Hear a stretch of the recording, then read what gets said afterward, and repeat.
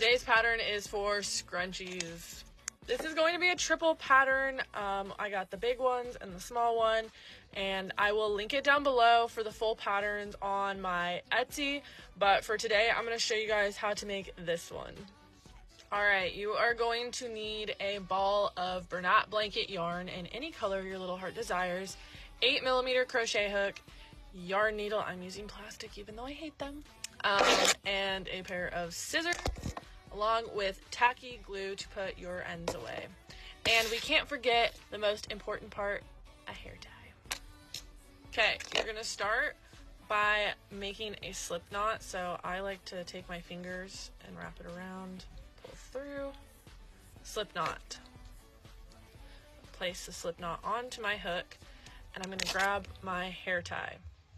I'm going to stick my hook through my hair tie, grab my yarn up here again, and I'm going to pull the yarn through my stitch on the bottom. So it's going to attach itself to the hair tie. So the whole first row is all single crochets. This first joining stitch counts as your first single crochet. So you're just going to place single crochets inside here, and you're going to do a total of 60 of them.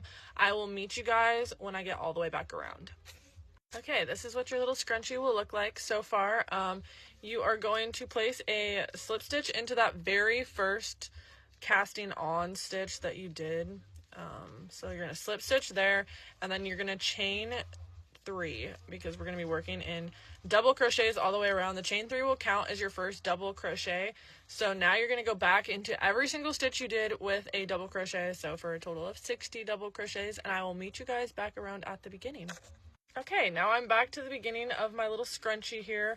I am going to slip stitch back into that chain 3 that counts as our first double crochet. I'm going to slip stitch back into there, and then I'm going to chain 1, and I'm going to cut my yarn, pull it through, and now you're basically done. So I'm going to go through these really quickly.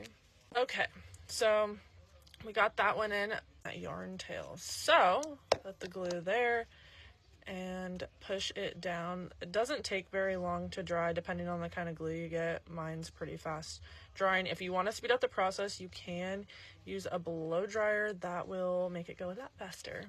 So I'm going to put this bottom thread away, and I'm going to go through all of my base stitches down here. Press that down. Now I'm going to cut my yarn tails as close to where I just glued as possible. And that's really all there is to it to make these bigger ones. I'm going